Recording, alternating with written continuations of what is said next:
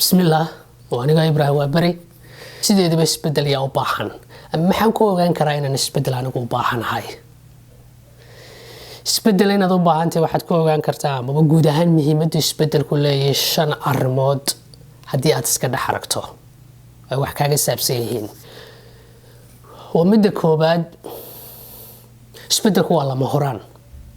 دوني ما أنت تشغلنا سبدل كو حوارك صعدة xogta iyo teknolojiyada iyo horumarka iyo isbedelka aad buu markaa inaanad noqon qof isaga iyo jiilkiisa iyo dunidiisa uu nool yahay ay kala tagsan yihiin iyo isbedelka lama horaan mar walba kugu socda gudahaaga iyo deegaantaada mar walba isbedelku waa socda laakiin midna waa mid bilaabaraad ku socda midna waa mid baraad iyo qorshe iyo ku talagal ah markaa midda ku talagalka maadaama xisaab iyo qorshe ku dhasalaysan yahay waxaad isweydiin karaysaa dhankaad u socotaa dhankaad isku bedelaysaa ama dhanka liidata mise waa dhanka wanaagsan waxaad xisaabin karaysaa halkaad marayso iyo inta ku hadhay waayo wax cabir leh ayaa la maarayn karayaa taasi waa midda koowaad ee muhiimadda isbedelku leeyahay iyo inaan u baahannahay amba shakhsi ahaan aad u baahan tahay iyo in kale midda labaad waxa weeyaan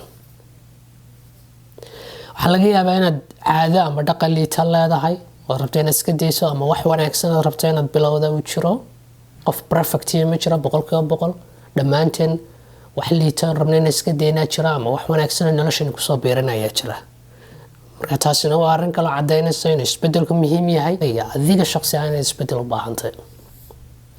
arrinta saddexaad waxa weeyaan waxaan jecel lahaa hadii jira dadku isbedelaan amba cid kale isbedel la jeceshahay oo familygaaga oo saaxiiba oo siyaasi ah marka hadii jeer wuxuun baan rabnaa in cid kale isbedeshaan aadeena laakiin adigu ma isweydiisay aniga doorkaygu muxuu yahay aniga inaan wax bedela ma tahay oo anigu inta naftayda bedelo si aan isbedelka guudna qayb uga noqdo mushkiladda anigu xal ma ka noqon karaa anigu ma eedeeyo maanahay miyaanan anigu doorba lahayn marka inaad adigu faraha isku fiiqdo marba haddaad jeceshayn hadii jeer hareerahaagu isbedelaan waa arrin kale ku tusa muhiimadda isbedelku leeyahay inaad gaar ahaan u baahanta isbedelka arrinta afraad waa horumar haddaad u baahantahay haddaad han leedahay oo doonayso inaad noloshaada horumarayso inaad guul gaadho isbedel baad u baahantahay isbedelku waa jidka iyo furaha horumarka haddaad aragto cid horumar gaadhay waxbay wax ka bedeleen marka haddaad horumar rabto ood han leedahay isbedel ayaad u baahantahay qodobka ugu dambeeya waxa weeyaan joogtaynta marar badan baan wax bilownaa wax soo kordhina noloshana wanaagsan dabeetana qeyrada iyo xamaasadda markay naga baada kadib waan joojinaa isbedelkuna laba arrimood inuu ka kooban yahay bilowga oo inaad wax bilowdo ku dhac samayso iyo inaad wixii ku dhabar adeegto marka labada arrimood ba isbedel baad uga baahantahay haddii joogtaynta mushkiladaada tahay saad ugu dhabar adeegi lahayd isbedelka ayay qayb ka tahay isbedelna ma jiro oo faa'iido lagama gaadhin marba haddii intoo la bilaabay dhexda lagaga hadhay isbedelku wuxuu ku dhammaystiran yahay oo ku guuleystaa oo isbedel lagu sheegi karaa oo markaa isbedelkiina la yimaado laguna sii dhabar adeego isbedelka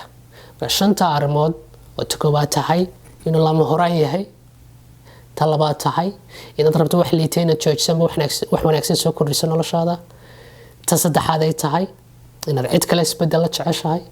ood adigu isweydiisa adiga laftaadu horta xal ma ka ahay mashaakilaadka anigu ma tahay waxay tahay inaan iska bedelo qofkan kalaba jeclaan lahaa inaan iska bedelaa talo ma jiraa